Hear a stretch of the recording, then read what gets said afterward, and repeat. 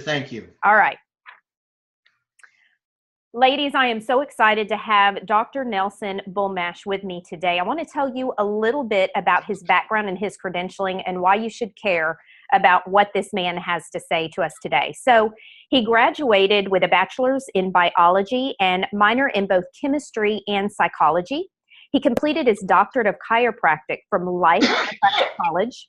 Since graduating, he spent over 25 years building a clinical practice specializing in chiropractic and clinical nutrition. He holds 2 diplomas in clinical nutrition and national certification as a naturopath and as a clinical nutritionist, and multiple advanced certifications in nutrition. Dr. Bulmash is an expert in health and fitness with an emphasis on strength coaching. He has coached several All-American team powerlifters at the national and international level, helping them to win gold, silver, and bronze medals.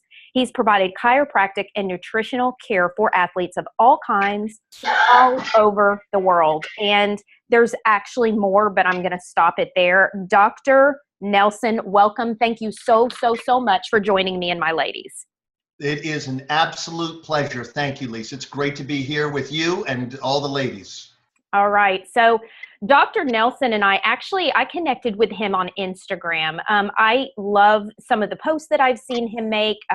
That's just kind of, that's how we get to know people sometimes, is maybe following them, maybe stalking them, however you want to look at it on social media. And I have all of these physicians and natural health practitioners that I just love. And the things that Dr. Nelson was putting out there were things that really resonated with me. So I messaged him and we started visiting about him potentially coming and doing an interview, and he so graciously accepted. So I really feel like you ladies are in for a treat.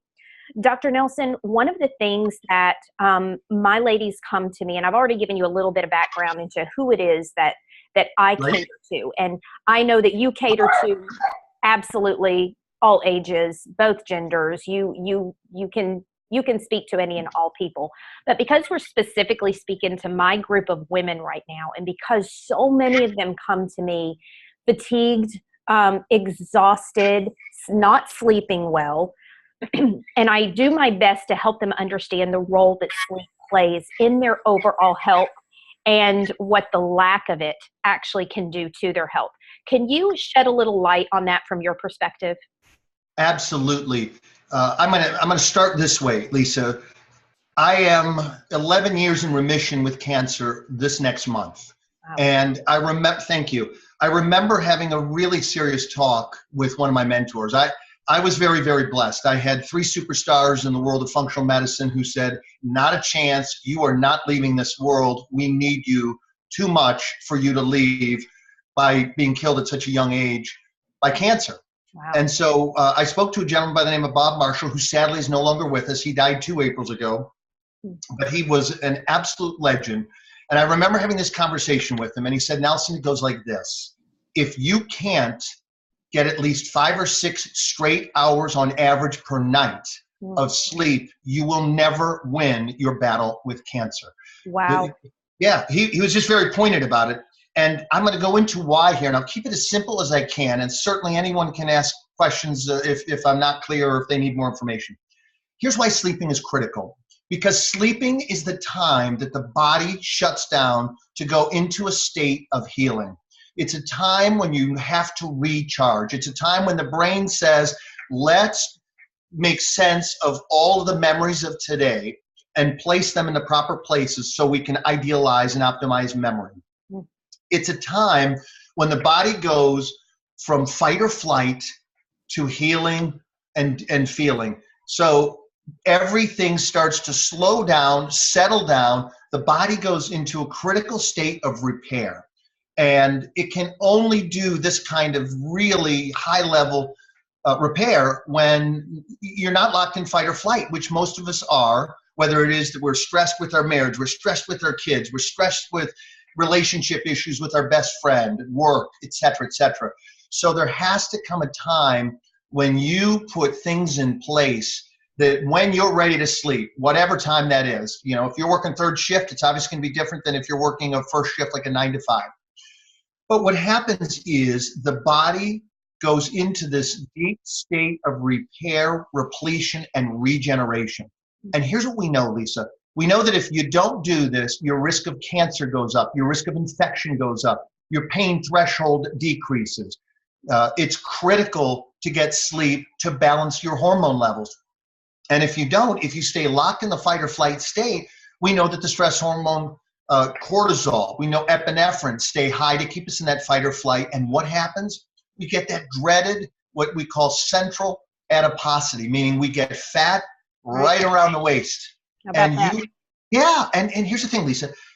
I don't care how well you eat. I don't care how well you work out. If you're really stressed and you're not getting enough sleep, research is very, very clear. You are not going to effectively maintain your weight. You are not going to effectively lose unwanted weight. The stress hormone cortisol goes up, insulin goes up, female hormones plummet. You get no energy. You get no mental clarity. Your mood, you become a beast because you don't have the proper hormonal balance. Hormones like dopamine and serotonin crash, estrogen, progesterone levels, testosterone levels go out of whack, and you end up this monster. And you look at yourself one day and you say, what in the world is that? Who am I? I don't recognize myself anymore. Yeah. Well, by the time you get to that place, Lisa, you're really in a dangerous place, and it's time to act now, because if you don't, then once again, increased risk of diabetes, weight gain, kidney problems, autoimmunity susceptibility, increased risk of cancer, chronic infections. So it is a game changer, deal breaker. It is an absolute must. You must do what are appropriate things to ensure that you get enough sleep. Got it. That is some powerful and maybe even some shocking things to hear for some people who think sleep is a luxury, or you know what, maybe I'm a young mom and I've got kids running around, and sleep, what's that? I can't get it. So I'll catch up one day. I'll get as much rest as I can one day. But what we can tend to find, I know when I was a young mom and I got in that routine of my kids getting up in the middle of the night, it was not like I was just able to start sleeping again. Sure. I dealt with insomnia most of my life anyway, but I had this pattern. My sleep-wake cycles were completely off, and I had to really fight hard to establish a strong sleep pattern. What are some tips or steps that you can give us that we can put into place to make sure that we're getting that restorative rest that we need, and that 5 to 6 hours minimum a night that we actually need? Well, the first thing, Lisa, is always awareness. It has to become a priority.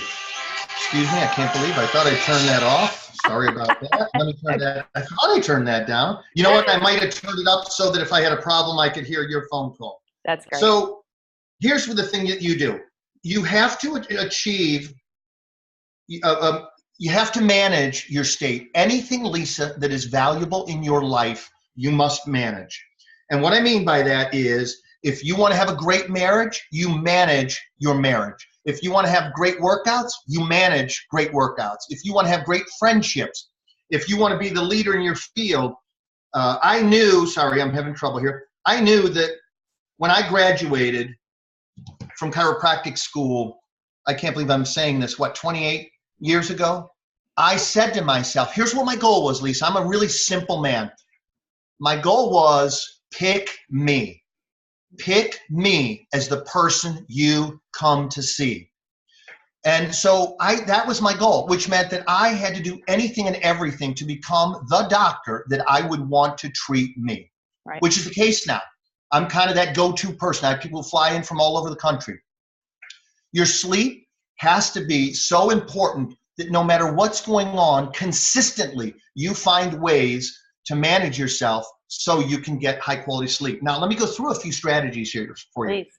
One of the things that women in my practice and in my life love, and I have had so many women thank me for this, I tell my female patients and friends, create rituals. Here's what I mean. Number one, my wife is my manager, and she is one of the most brilliant, beautiful women I have ever known in my life.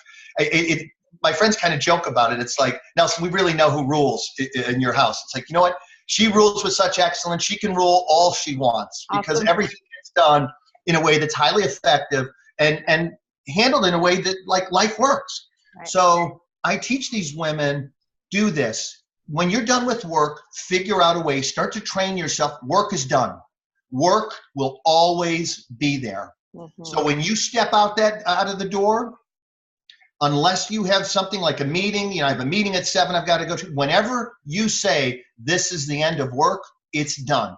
My wife and I never talk work in the bedroom, because you don't want to collapse, Lisa, talking shop when you could be snuggling or making love or looking in each other's eyes, snuggling, reading a book, watching a movie together, whatever the case. Right. So you establish we are not going to talk about anything stressful after this period.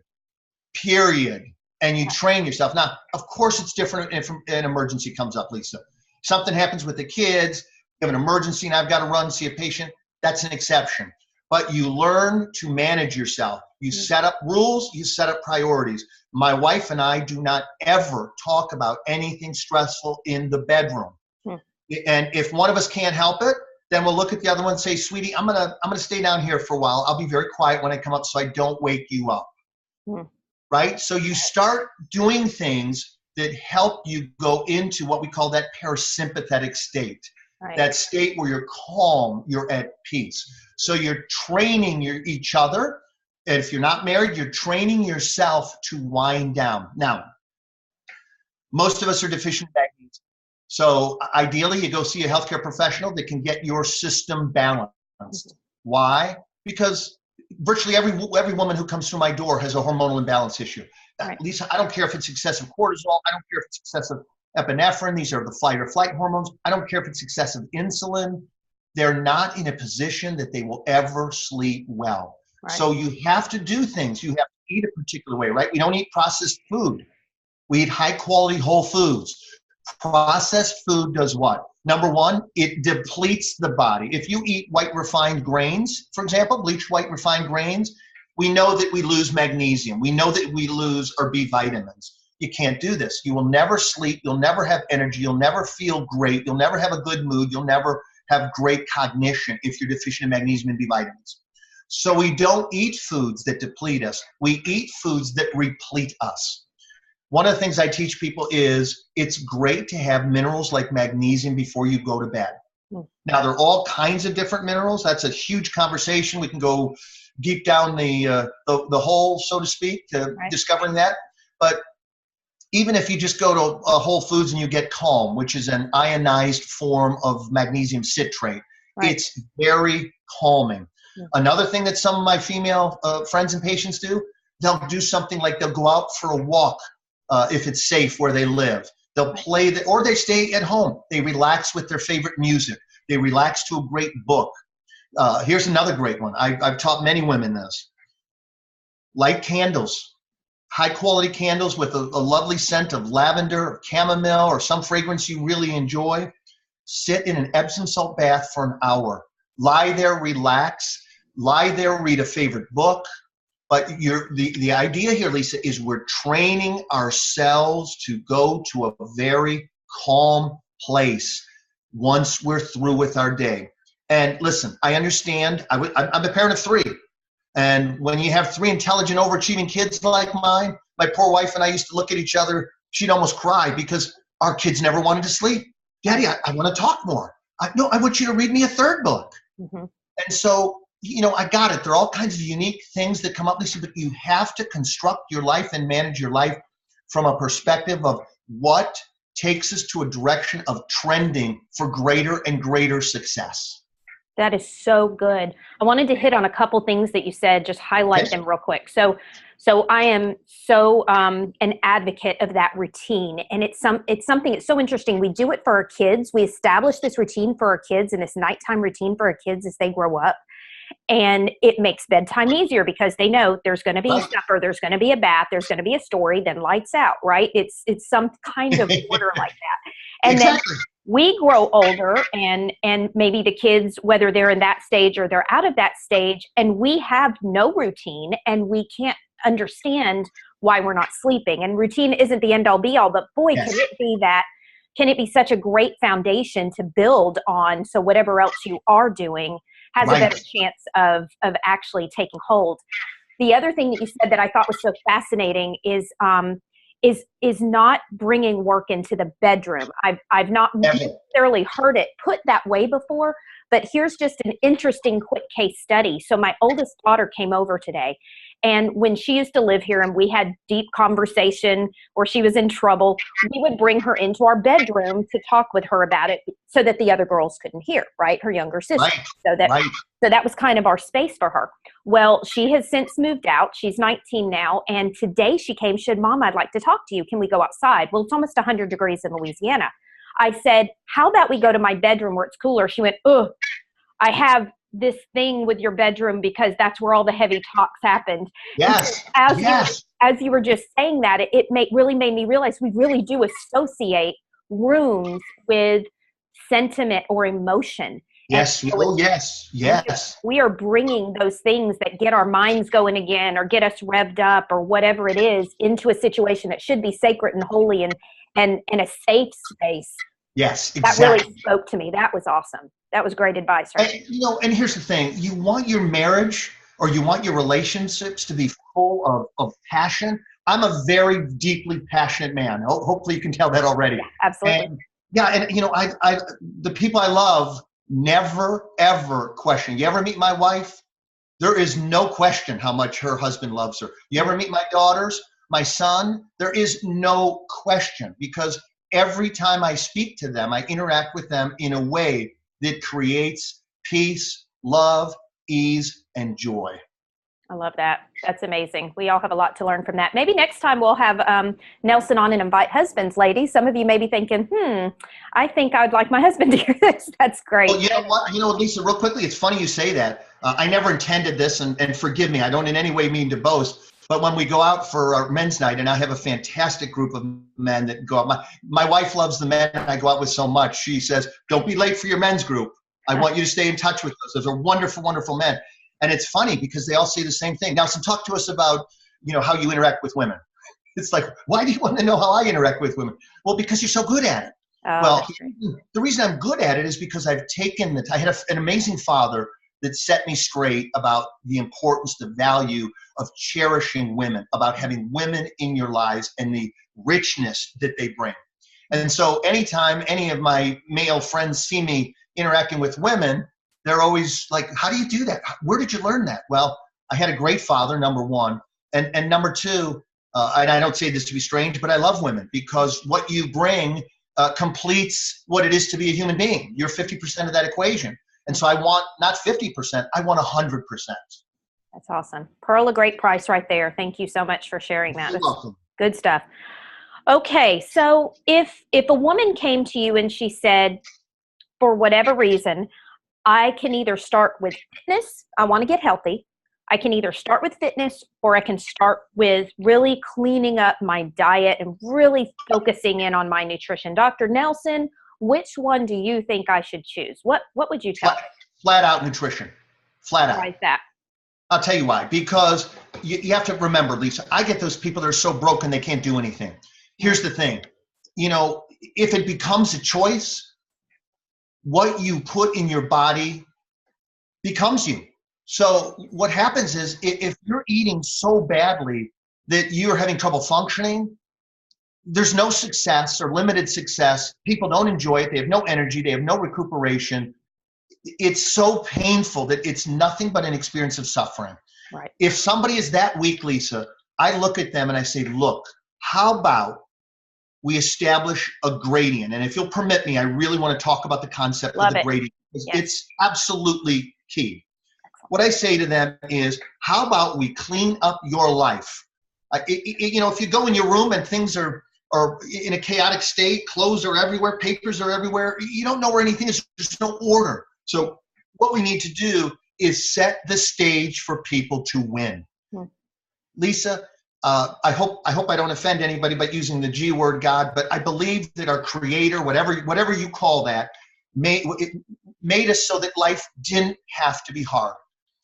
Even though I can think in very complex terms, anyone who knows me well will say He's a master of simplicity.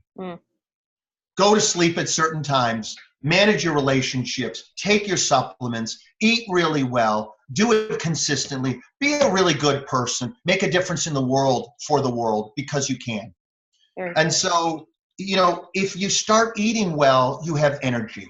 If you start having energy, you can have a conversation called "Let's work out." Right. If you feel horrible, I mean, look, you've been in this probably your whole life. My dad started me exercising at 4. He tricked me into exercising at 4. I fell in love with it. I'm 56. You do the math. 52 years of exercise, Right. and I do it now. And people look at me like, "Are you kidding me, Nelson?" But I love to exercise because I have such great memories. And I always use the concept of the gradient. May I take a moment and talk about that? Love it. Yes, please do. All right. So one of the most important concepts I ever learned in my life, you heard me correctly, that I ever learned in my life is the concept of the gradient. You'll probably ask me at some point, Nelson, what does somebody do that has chronic fatigue where they can barely function? And the answer is always, you manage your gradient. What does that mean? Well, everybody knows what a gradient is. But a gradient with regard to improving some area of your life is simply this, Lisa. You establish goals, priorities, and rules that allow you to incrementally achieve success in a predictable manner, in a predictable direction. At one point, I suspect I was bench pressing about 600 pounds. Sadly, I never had a group of guys that I trusted to spot me when I got to that level. It's when people start shaking and saying, I don't know if I can spot you. It's like, wait a minute, I got all the weight, man. All you need to do is make sure you die under it. So I'd go up to about 550 for my reps and then and call it a wrap, so to speak. Right. But I didn't start there, Lisa. Right? You start with arithmetic, and then you go to subtraction, and then you go to multiplication, and then division, and then trig, and then calculus. You don't start with calculus. Mm-hmm. So what you do with regard to the concept of the gradient is in any area of your life, you use a gradient. As a younger doctor, I used to give people 20 or 30 different things. You're going to drink the filtered water, ideally spring water. You're going to eat all organic. You're not going to have any processed, refined keyword, grains, sugar, salt, etc., etc. People would look at me and they'd go, I don't know if I can do this. Of course they can't do it. How many people can start, Lisa, changing 30 different major things in their life? Right. But Lisa, if I say to you, okay, Lisa, let's do this. How about we make sure that you drink at least half your body weight in high quality spring water every day? How about we start there? Can you do that? Right. Yeah, very doable. Okay. All right.